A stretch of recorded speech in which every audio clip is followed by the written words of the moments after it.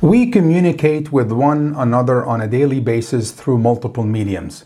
It could be face-to-face, it could be via the phone, via voicemail, via text messages. Communication happens every single day, and it's of paramount importance to make sure that the intended message reaches the person. And because of how often we communicate, misunderstanding is bound to happen, and we want to make sure that we avoid any kind of misunderstanding when we communicate with one another.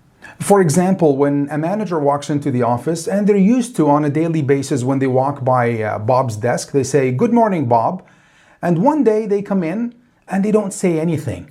How do you think Bob feels? Bob feels something is wrong, and they may have done something to upset the boss, and they will exert a lot of brain power thinking, what went wrong? As a leader, you have to be very careful with the things that you do and the things that you also do not do, with the things that you say and also with the things that you do not say. If there's something wrong, you need to communicate. And if there's nothing wrong but the behavior could be misunderstood, there's nothing wrong with clarifying. Don't leave anything to misunderstanding, because the consequences could be severe. Something else the manager may do before he goes on the weekend, he goes to Bob's desk and he says, "Bob, I need you to book me for an hour next week on Tuesday. There's something we need to talk about." The manager just ruined Bob's weekend, because Bob will be thinking, what's going on and what does he want to talk to me about?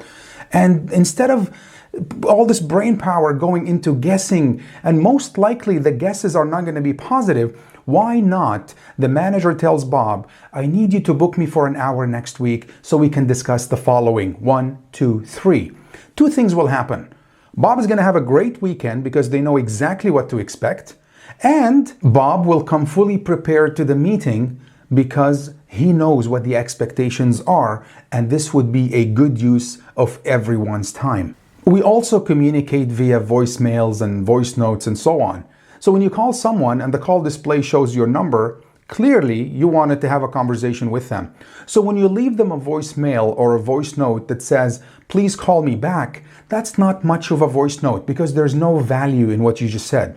But if you say, "Please call me back so we can discuss 1, 2, 3, at least they can prioritize so they know it's not an emergency, for example.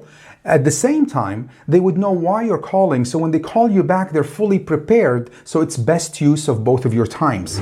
And one last example I want to mention is the communication that takes place over text.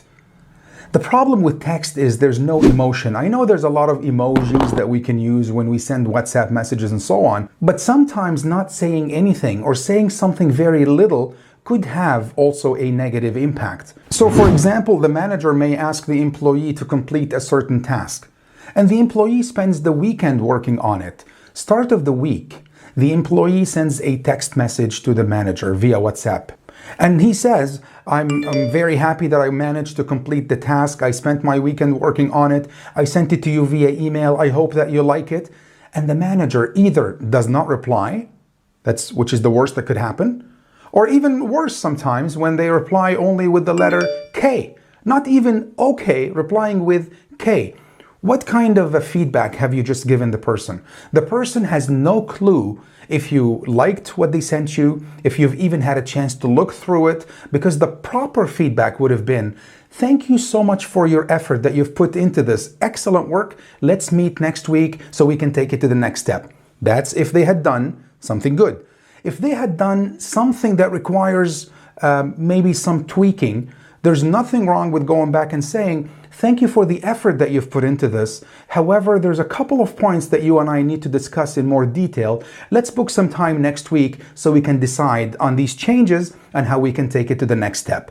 What a difference that would make between not replying or replying with only K, because you need to give proper feedback. As I mentioned before, especially when you're in a leadership position, it's of paramount importance that you watch the words that you use and the actions that you do, or lack of words and lack of actions. Because the whole purpose of communication is that we get the point across. We communicate because we want to persuade someone, we want to convince someone, or we want to convey certain information. There's something called closing the loop of communication. And that's making sure that whatever message is intended actually does the intended purpose.